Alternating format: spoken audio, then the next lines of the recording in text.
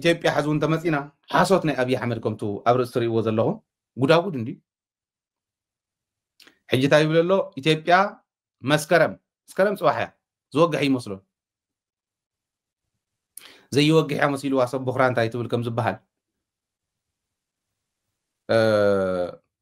መስከረም ናብ ዓለም ዕዳጋ ነዳዲ ክነቕርብ ኢና ይብል አብይ አሕመድ ክንደይ ዓመት ጌርና ዛ ብጓዕጓዕ ከምዚኣ ገይሩ ብሃይላንድ ነዳዲ የውፅና ኣለና ኢሉ የኢትዮጵያ ህዝብ ሆይ እንኳን ደስ ያለ ኢሉ ተጎሊቱ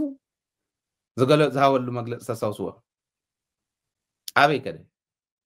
በቃ ሕጂ ይብል ምስ ናይ ሚድያ ናይ ኮሚኒኬሽንን ሰብ ሞያ እንድዩ ኣኼባ ገይሩ ሕዚ ኣብ ዝሓለፉ ዓመታት እንታይ ይስራሕ ከም ዝነበረ ይትፈልጡን እንተ ነገርናኩም ጣጡ ስለ ዝበዝሕ ሚድያ እውን ናብ ካሊእ ዳይቨርት ከይገብሩልና ኢልና ቦታ ይጠቅስን ሕዚ ግን በቃ መስከረም ናብ ዓለም ዕዳጋ ነዳዲ ክነቕርብ ኢና ንዝሓለፉ 2-3 ዓመታት ንስኹም ትጉብንይዎ ዝነበርኩም ስርናዩ እዩ ኣነ ዝጉብንዮ ዝነበርኩ ግን ነዳዲ እዩ ስለዚ እቲ ፕሮጀክት ብሚድያ ዝሓድሮ ፅዕንቶ ንምክልኻል ኢና ዘይነገርናኩም ፀኒሕና እምበር መስከረም ናብ ዓለም ዕዳጋ ነዳዲ ክነቕርብ ኢና ይብል ኣብይ ኣሕመድ ምስ ናይ ሚድያን ኮሚኒኬሽንን ሰብ ሞያ ዝገበሮ ኣኼባ መስከረም ፅባሕ ነዳዲ ናብ ዓለም ዕዳጋ ንምቕራብ ብዙሕ ምድላው እዩ ዘድሊ ሓደ እቲ ነዳዲ ክህሉ ኣሎ ድሕሪኡ እቲ ናይ ዕዳጋ መስርሕ ክዝርጋሕ ክኽእል ኣሎ እቲ ኢንፍራስትራክቸር እውን ክዝርጋሕ ክኽእል ኣሎ ኣበያን ኢትዮጵያ እዩ ሰሪሕዎ ዝናብ ነዝንብ ኢና ቴክኖሎጂ ተኣታቲና ኢና ኣብዚ ኣብ ጎጃም ሰሜን ሸዋ ትሪእዎ ዝነበርኩም ዝናብ ንሕና ኢና ዝንብናዮ እኛ ያዘነብነው ነው ኢሉ ነዳዲ ውፂና ኣለና ኢሉ ባሕሪ ወደብ ረኺብና ኣለና ኢሉ የለውን ኩሎም ዘይበሎ ነገር የለን መስከረም ፅባሕ ከምዚ ይብል ንህዝቢ መታለሊ መረጋግዒ እዩ ሕዚ ህዝቢ ሎም ብሓደ ፅባሕ በተኻሊ ድሕሪ ፅባሕ በተኻሊ ናታለልካዮ መኻድ ኦረዲ ዝለመደ ስለ ዝኾነ ካሊእ እውን ይብል እዩ መዳበርያ ፋብሪካ ክንከፍት ኢና ኣብዚ ኣብ ኢትዮጵያ ብናይ 3 ቢልዮን ዶላር ፕሮጀክት ኣብ ኢትዮጵያ መዳበርያ ፋብሪካ ክንከፍት ኢና ድሕሪ 3 ዓመት ማክሲማም ድሕሪ 3 ዓመት ሙሉእ ብሙሉእ ንኢትዮጵያ ዘድልያ ናይ መዳበርያ እታወት ኣብዚ ክነምርት ኢና ካብ ካሊእ ንምፅን እዩ እዚዩ ምስ ናይ ናይጀርያዊ በዓል ሃፍቲ ዳንጎቴ ዝበሃል ኣሎ ናይ ኣፍሪካ ቀዳማይ እዩ ናይጀርያዊ እዩ ዳንጎቴ ምስ ዳንጎቴ የተነጋጊርና ኣለና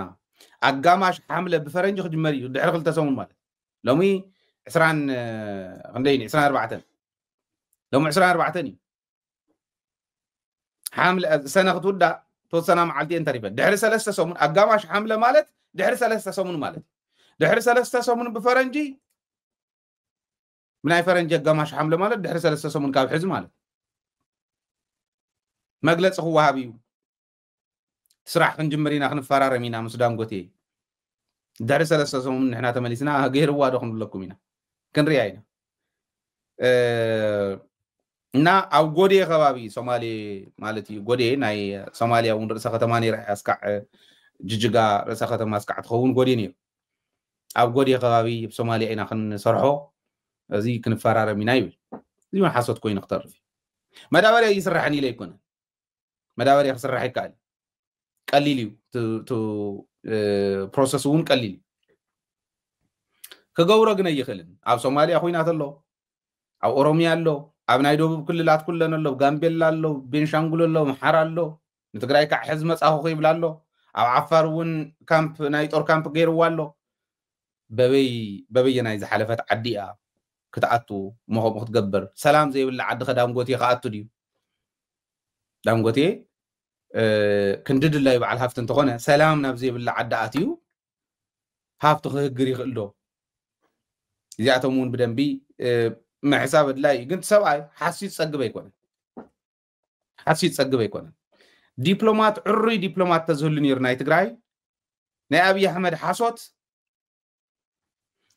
ዓለም ንክፈልጦ ዝገበር ሚድያታትና እውን ካብቲ ተኣሲርናሉ ተፀሚድናሉ ዝኔና ናይ ውሽጢ